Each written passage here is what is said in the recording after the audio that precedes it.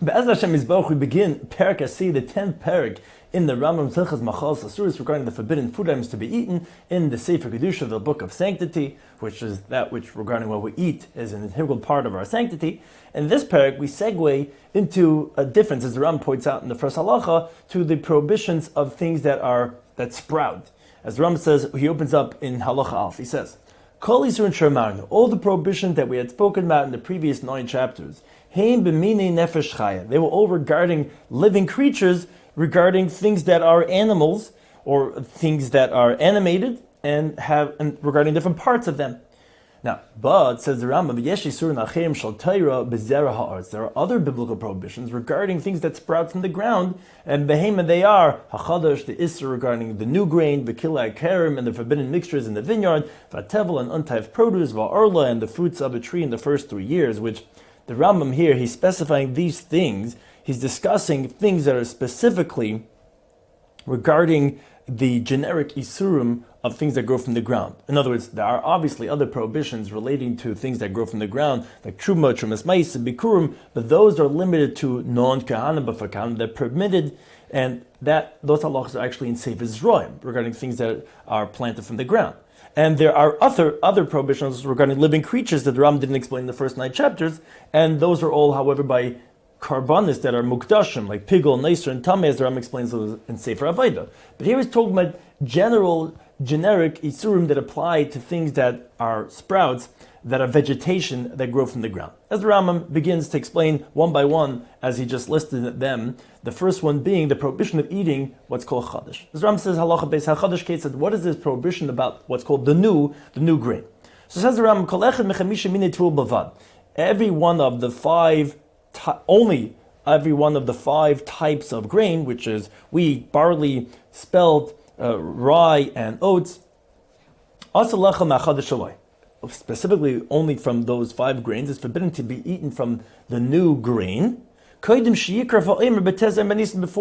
Omer, which is the barley offering brought on the 16th of Nisan, the second day of Pesach, only then, once that sacrifice, can you eat from the new grain. Shlomo says in the pasuk, and vayikra, velechem, and bread, v'kali, and the roasted grain, v'karmel, and the fresh grain, the fresh kernels, you should not eat it, which the pasuk there says, ad etzem hayemazeh, ad yoim havayachem, is carbon lekechem, until you bring back carbon, which is the carbon of the Omer. And whoever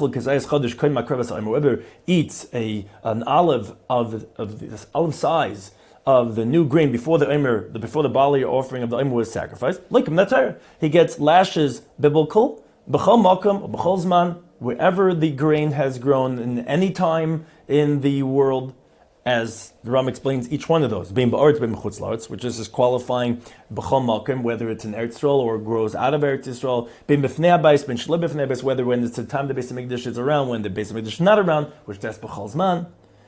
Ella, the only difference, however, is shebizman sheyesh mikdash, when there is a temple, when there's a Beis Hamikdash, mishiyikrav ha'omer hutra chodesh b'Yerushalayim. When the Omer was sacrificed, then the new grain on that day, then the new grain becomes permitted. And and the faraway places who don't know when it's sacrificed, mutar machachatzais, they're permitted already from noontime. She'im bezdin misaslam ba'yadach chatzais, because the cords that are in charge of the kam, they're not lazy and they don't push it off until after noon. So you already know that by noontime the Omer is already sacrificed. The difference is, when there's no temple, biblically the whole day of the 6th of Nisan is going to be forbidden, because the pasuk says until the essence of this day, which is the whole day, and there's no carbon to permit it, so it's the whole 16th of Nisan that would be forbidden. Now, in today's days, says the Rambam, in places in the diaspora that they have 2 days Yom Tov, which we treat the 16th of Nisan like the 15th of Nisan. So then, hachadash asur kol yom yud zayin b'Nisan ad le'ev. So therefore, it's going to be forbidden up until the end of the 17th of Nisan, which is like what we treat our first day Chol Hamoed, which is really what the Tezayin is in the Eretz Yisrael, is what the 17th of Nisan is ad le'ev until the evening, and that's from Deber Seifim. That's from rabbinic law that not only the whole 16th, but because of that Sveika Diyema, up until the end of the 17th. Now, if someone does eat bread, v'kali, or the roasted grain, v'karmel, or the fresh grain, an olive size of every one of those three categories we just spoke about. Look, a shalosh malkis, it gets 3 sets of lashes. Like it says in the pasuk, v'lechem v'koli v'chamar lo yisaychlu. It says bread and the roasted grain and the fresh grain lo yisaychlu shouldn't eat, which mepiash mulamdu, from the tradition they learned to interpret sheshlashim b'lav and chaluk and zemezeh, that each one of them, all three, have separate prohibitions and thus to get a separate set of lashes for each one of them. Now halacha dal. Rambam further qualifies. It says, "Kol tevua she'eshrisha kodim hakrava sa'omer." So any grain that took root before the omer was sacrificed, specifically when the omer was sacrificed. So as long as it took root before that, even though they had already harvested it already, afa pishalin nigmer lacha shekav. Now, even though that grain didn't finish maturing or ripening until after that the omer was already sacrificed, doesn't make a difference. Mutaras b'chilitz can be permitted to eat that grain, mishakar v'aymer, when you sacrifice the aymer, because it had already taken root, and that's the criterion, before the aymer was sacrificed. Now, but if you have grain that took root only after the aymer was already sacrificed, although it was already planted before the aymer was sacrificed, it doesn't make a difference. Assuros can be forbidden until you bring the aymer the following year. Because again, when it took root, there was never an omer yet that was sacrificed, and that's the criterion. And Bedin said this law is b'chol mokum, in any place, or b'chol zman, in any time, min Torah, from biblical law. Now, halacha hey, says the Rambam, tvua sheshrisha achar ha'omer. If you have grain that took root after the omer was sacrificed. Okay, so again, it was not permitted from the previous omer. Now, ukutzara, but it was harvested, and then b'zor menachid makarka. Interesting case, and then it was from that wheat kernels was replanted into the ground. And then you have the following year's omer that was being sacrificed, which would permit the wheat had he not subsequently replanted them. And the wheat is still in the ground, but it didn't take root, because it would take root, of course, it would be permitted with the next year's omer. So harelu safik immaterial omer. So this is in doubt: is this next year's omer permitting it? As if it was just laying there in a jug, because this was already planted this last season, and now we already had this next year's omer. And if it was in a jug, it would be permitted. And this was just like the earth is like a jug for it. Or no, maybe even this next year's omer is not permitting it, because it's nullified in the ground, and it's like a new planting, and it didn't take root before this next omer either, and therefore it's not being permitted. And it wasn't with the last year's; it was only planted after the last year's omer.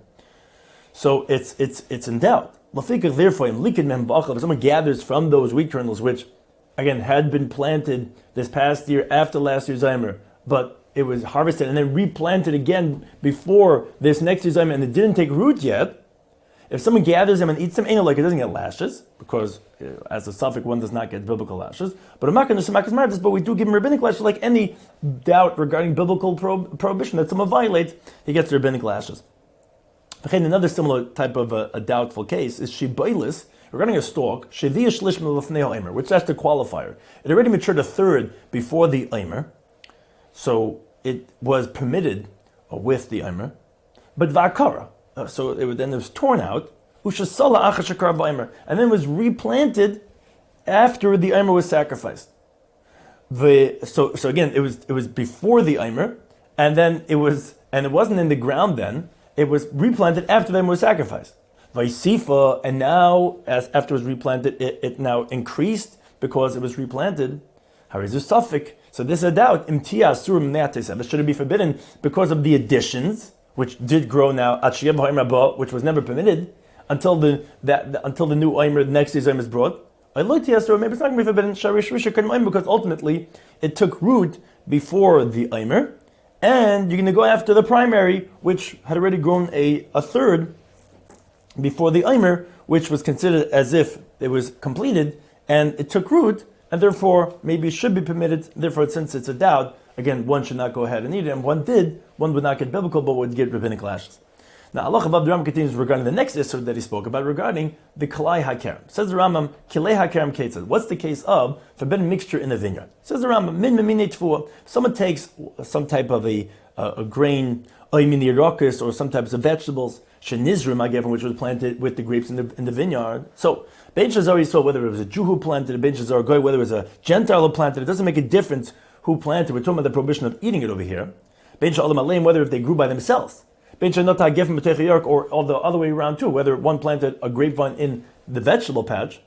Both the vegetables and the grapes, or the grain and the grapes, they're both going to be forbidden to eat and to have benefit. Shnemak says in the pasuk in the var, pentikdash hamaleya hazera asher tizra.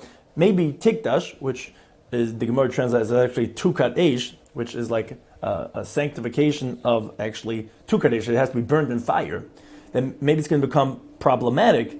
Hamaleya, the fullness of the seeds which were planted, utavuas hakerem, and the produce of the vineyard. In other words, what I mean to say is pen tisrachik. Maybe it's going to be tukdash. Maybe it's going to be distanced. But both of them are going to be forbidden if you plant them together. So you see that you can not only can you not eat it, but like it's saying, a tukadesh has to actually be burnt in the fire. You can't have any benefit from it.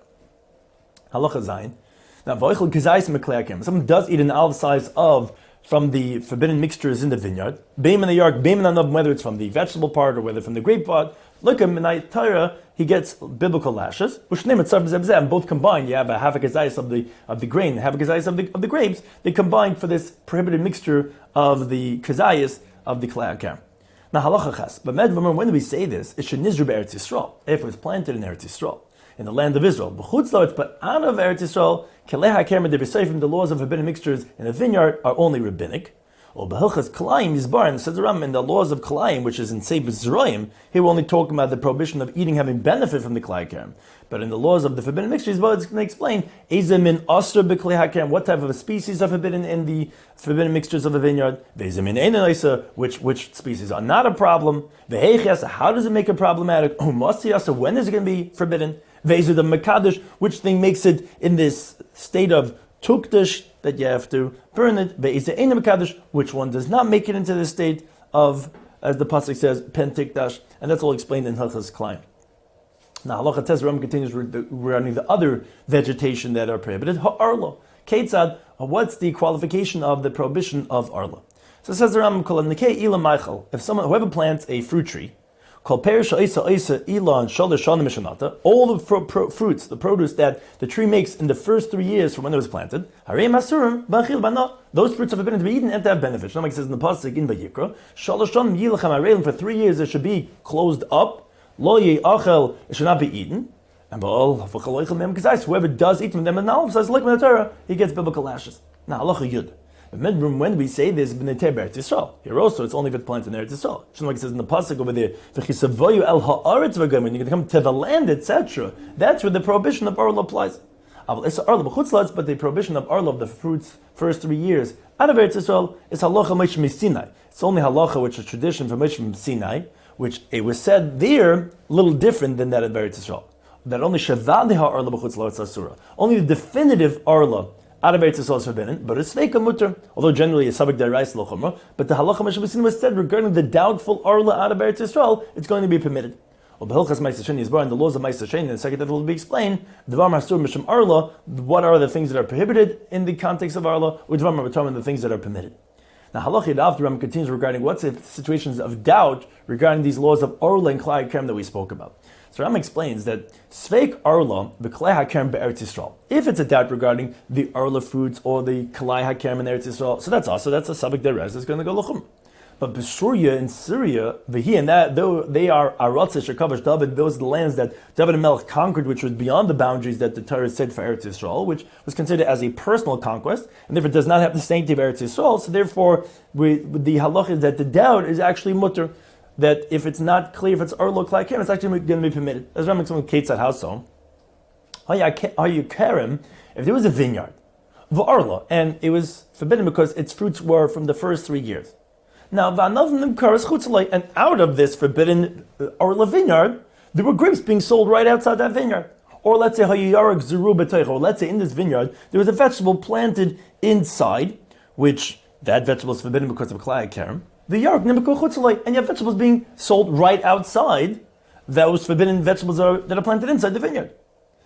So Shemim and Huzeh, it's not sure. Maybe these grapes or these vegetables are from the forbidden plantation inside. Shemim Me'ach, or maybe it's from somewhere else. So B'Surya Mutter, in Surya, unlike Eretz Yisrael, that doubt is going to be permitted.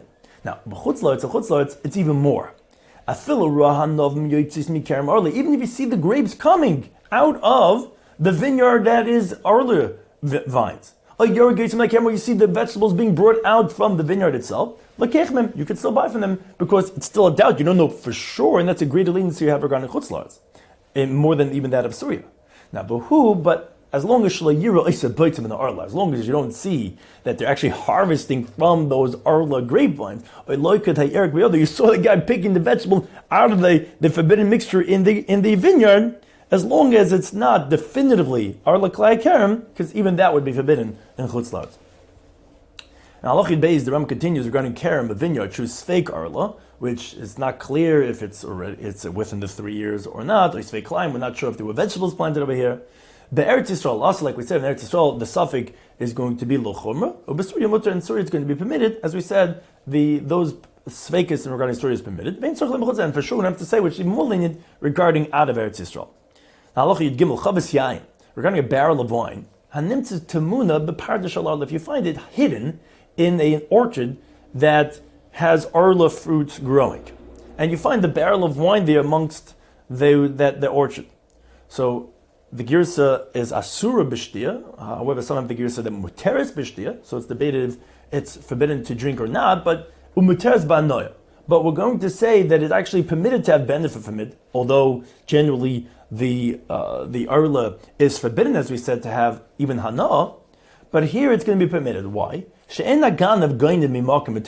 if a thief, it's hidden, right? So we're worried, did a thief steal it? But he won't hide it in the place where he stole from. So therefore, although it's hidden over here in this orchard of Arlo, we don't have to assume, or neither should we suspect, that it's from here itself, and therefore we could presume that it's actually not that of Arlo, and therefore it's going to be permitted to have benefit. Now, but if you have the grapes themselves that are hidden over there, that's assumed that it's forbidden because maybe from there was plucked and it's hidden right over there somewhere until people are not going to be there, and because the grapes themselves, then it would be forbidden even to have benefit from it.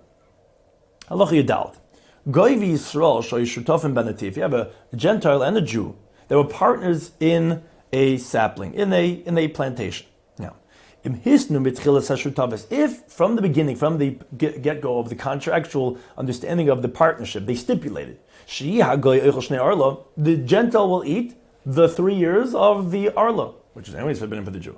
And the Jew will eat, he'll get the produce of the 3 years, Mishneh Heter, from the permitted years, which is after the 3 years, correlating to the years of the Arla.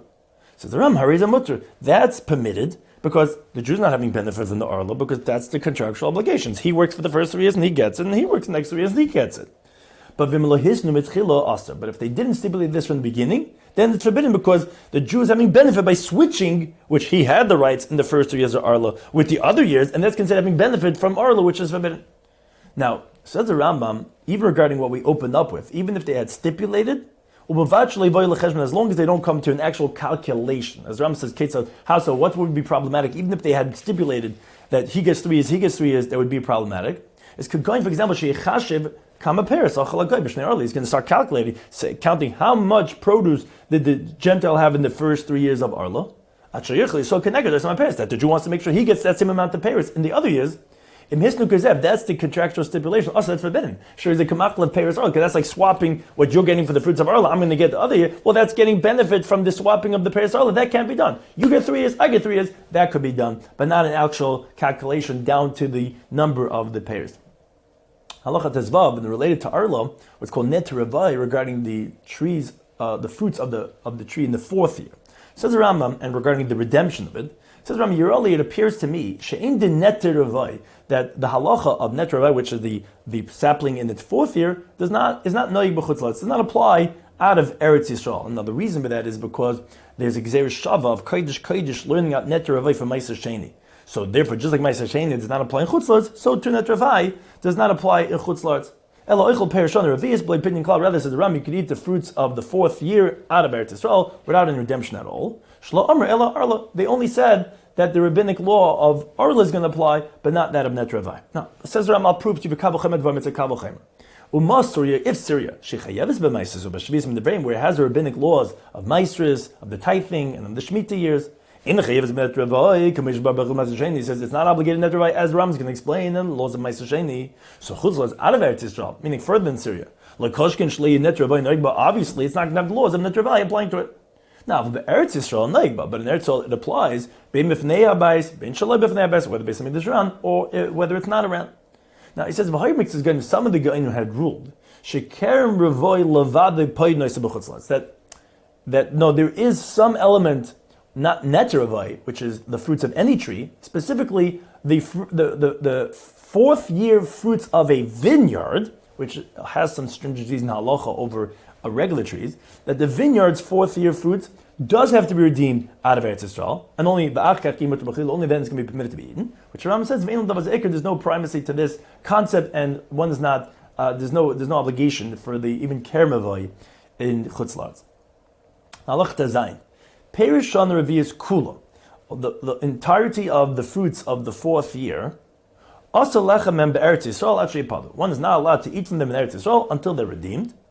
Hilchos Ma'aser Sheni is it says in the laws of Ma'aser Sheni, in the laws of the second tithe will be explained, which also has similar halachas of redeeming, will be explained the laws of how they're redeemed, and how you can eat them. When you start the counting of the Arla regarding those first 3 years of prohibition, when you start counting the fourth year, because they have different Rosh Hashanahs, and that's all explained over there.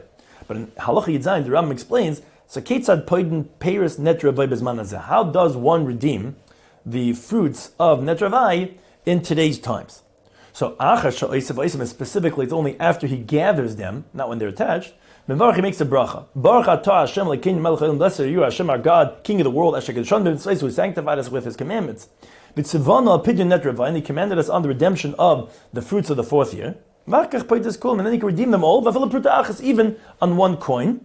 And He says, they are redeemed with this coin. And He throws that coin into the Dead Sea so that no one should find it and come to a stumbling block, because really the halacha is that we have the net Rabbi is supposed to be brought to Yerushalayim, or the redemption brought over there, but we don't have the halacha anymore. So therefore, what it's actually done is, so we throw it into the Yam HaMelech so that no one has any benefit from it. Or what he could do is he could deconsecrate it onto a prutas worth of other produce. And he says, all these fruits of the fourth year are deconsecrated on these wheat, on these barleys, or anything similar to that. But he burns those pigeon of the net Ravai, again, kedishli to kalachem, that it shouldn't be a stumbling block for other people, because one cannot go ahead and have a benefit from that. And then he could go ahead and eat all those pears.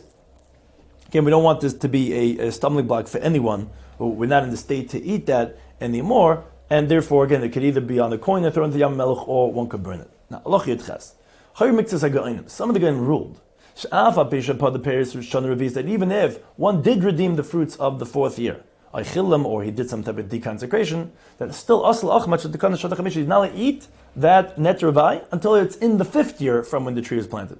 Says Ram, there's no primacy to this concept. And the early, it seems to me that this is the mistake of their ruling. Batam, because their reasoning was, because it says in the pasuk, in the fifth year they should eat their fruit, which, it sounds like they could only eat it in the fifth year, even if they redeemed the fourth year. It says, no, you know what the pasuk is coming to say? That in the fifth year they could eat their fruit without redemption, like any regular mundane fruits in the world. And therefore, you don't have to be concerned for their ruling, because in the fourth year you could eat it with redeeming. The fifth year is without any redemption whatsoever. But you don't have to wait for net Ravai that was redeemed up until the fifth year. Halacha test. Now, Rambam continues regarding the other Isra of Tzmicha that was mentioned, regarding Hatevel Ketzad. How do you have the halacha, the prohibition of untithed produce? So it says the Rambam is Kol Oichel. So any food item, Shu Chayiv Lahavshem, the Truma Maisis, that is an obligation to separate Truma, which goes to the Kohen, Maisis, which goes to Levi. So Koydim Sheyavshem, before you separated those types from that produce, Nikra Tevel, it's called Tevel. Vasalachmen is forbidden to eat from it, like it says in the pasuk, V'lo Yichalu es Kodshah b'nei Yisod, they should not desecrate the holiness of the holy things of the Jewish people. Is Asher Hashem, which will be separated for Hashem. Kolayim, in other words, L'yinigu behem minig chulin, don't treat these produce in a mundane manner, Va'adayin kachim b'shasidin litarm lehuramu, and that the holy things which are going to be separated were not yet separated. So esasher yirimu, which in the future tense, which will be separated, wasn't separated. Don't be mechaled. Don't treat it mundane. Don't eat it as chulin because it's still forbidden because of that you have inside of it the tithing which was not taken off yet, which that's what's inside of which is called that of tevel. Now, if someone does eat a nalv size of this untithed produce before you take off the truma gedel, which is that around 1/50th that's given to the kohen, and the trumas maisa, which from the maisa that one gives to Levi, a tenth of that has to be taken off and given to the kohen. If that wasn't taken off yet, chayiv misav deshmaim, he's liable for death at the hand of heaven. Shlomo says in the pasuk, "V'lo yichalu es kodshei b'nei Yisrael," but they should not desecrate the holy things of the Jewish people, which actually is from a gzera shava.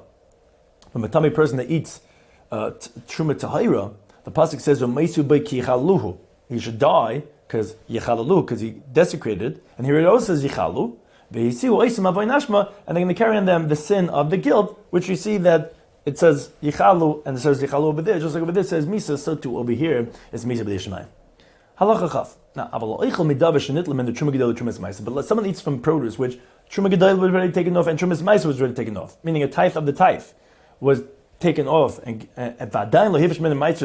even though the meiser rishon was not yet separated, so it's like, for example, Toma, where he took off the trumas meiser from the pile before he even took off the meiser rishon, so he calculated, because really it's taking off a tenth and take a tenth from there, but he calculated how much that is and already took that off.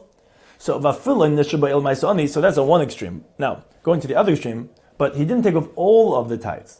And even if the only one that he didn't take off yet was the poor man's tithe, which on the year 3 and 6 of the Shemitah cycle, which, and the chiddush in that is, even though Ma'aser Ani has no sanctity, it's permitted for anyone to eat it and can be eaten anywhere.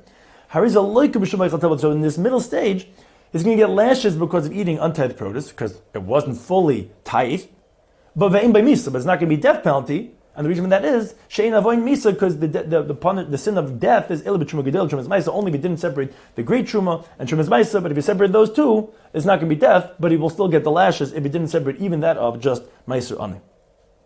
Halacha chaval. Ashar lo eichel tevel. There's a warning for someone who eats tevel shlehur mimen and meisers bechlal. That where's the ashar? Where do we know that we just said that there's a negative prohibition to get lashes? Someone eats tevel that was not separated from the meisers.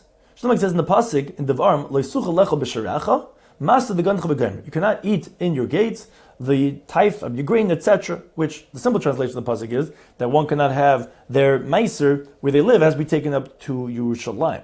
But actually, the way the understanding of the pasuk is, the way the Rambam is bringing it is that "Loisucha lecha," you can't eat your grain, your tevel, when it still has the meiser, which it says regarding meiser b'sharecha. That's still inside of it, that ma'aser the gantra, but so that if that's still b'sharecha, is still inside, you can't eat. That's the prohibition regarding tavel. In the laws of trumas and ma'aser, the Rambam is going to explain, which is in Sefer Zroim, what is obligated in trumas and ma'asers, what's exempt from trumas and ma'asers, what's biblically obligated, what's only rabbinically obligated. Now, if someone eats an olive size of rabbinic tavel, or from the forbidden mixture of a vineyard, or from the fruits of the first 3 years of a tree out of Eretz Yisrael, which is only rabbinic. Now, although actually Arla Chutzlarts, the Rambam said halacha is actually halacha Mishneh Sinai, but since it's not explicit law in the Torah, one would not get biblical lashes, rather Makonis and Makas Maradis, he's going to get rabbinic lashes. Halacha Beis Rambam continues regarding a derivative of these forbidden items, that of the fruit juices. Says Ram Hatevel regarding untithed produce v'chadish, and from the new grain v'hektish, and that of those which were sanctified to hektish usvichis shvis v'kalayim v'arla, and the aftergrowth of the Shemitah year of a forbidden kalayim or arla. So mashkena yitzim perisin. So these are all forbidden, as we said, to consume. So the mashkena yitzim perisin, the beverages that come out of those produce, those fruits, asum kamaisim, the liquids are forbidden, like the entities themselves. But one does not get lashes for them, because that's not the normal way of eating it, and therefore one does not get lashes. Chutz, there is an exception, miyayin b'shemesh al arla, the oil and the wine of arla, the fruits of the first 3 years, because we learn from Gzeir Shava, it says pre by Bikurim, and over here, and Bikurim is learned from Truma, which by Truma it says Terush v'Yitzer, so Gzeir Shava is like explicit in the Torah, so therefore you're going to get lashes for the Terush and the Yitzer, which is wine and oil. and v'yain shekilai karim, and those are the wine of a forbidden mixture in a vineyard, which the halacha is that specifically by klai karim, one does get lashes, even shaloi kederech hanas, even not in normative ways, which applies to the fruit juices. With this shalokin aleim, that one is going to get lashes on the fruit juices, kederech shalokin al zizim anavim shalem, just like you get lashes for the alas and the grapes of, again, these cases of klai hakerim, and for that of arla. Now, halacha of Gimel, the Rambam continues regarding other food items that are forbidden. Says the Rambam, v'yesh b'kadashim. Now, you have by sanctified entities isur nachem b'machalis, other prohibitions regarding food items. V'kol m'shaterim, and they're all biblical. For example, isur and shesh b'achilas trumas, the prohibition about eating truma, which is a type of kadshim, ubikurim, or from the first fruits of the 7 types of species that Eretz Yisrael is praised with, that have to be brought up to Yerushalayim, the challah, and the portion that has to be separated from every dough, also given to the kohen, u'ma'aser sheni, and the second tithe, which has to be brought up to Yerushalayim, v'isur and shesh b'kadshim mizbeach, and the prohibitions that apply to things that are sanctified for the altar. For example, pigel, the kohen had a machshava of being eaten beyond its time, but noiso was left over its time, but tummy became tummy. And each one of them will be explained in their appropriate places, these isurim regarding food items, which again we're rounding off the halachas of machalas Assuros. And the halacha of dalit, says the Rambam, v'shir kol yichil mehem kazayis, and the measurement of all these prohibited eatings are all the size of an olive, bein lamalkus, bein lakaris, whether it's to get lashes, whether it gets the death penalty of karas. Ukvar be'an the Easter chametz b'Pesach. We already explained the prohibition of chametz on Pesach, where bedina belchas chametz and matzah. Their laws are in the laws of chametz and matzah, and that's why it's not written over here. Now, regarding the prohibition about eating on Yom Kippurim, that's its own unique type of prohibition, because it's not really a prohibition on any specific food item. It's not in the chefza, so to speak, in the object. Rather, it's on the cover that no person is allowed to be eating on that day as it is. And so to any derivative of a grape that's prohibited on a nazir, in the Shat Bakol, that's not a unanimous type of prohibition. And therefore, because all these prohibitions that we just spoke about are fundamentally different than those that we spoke about over here in these prakim, in this parak, Yisbar Isur Kol Echad Mehem, the prohibition of each one of them will be explained. B'shiurei, and its measurement, b'dinim, and its laws, b'mkoy meharoilai, in its appropriate place.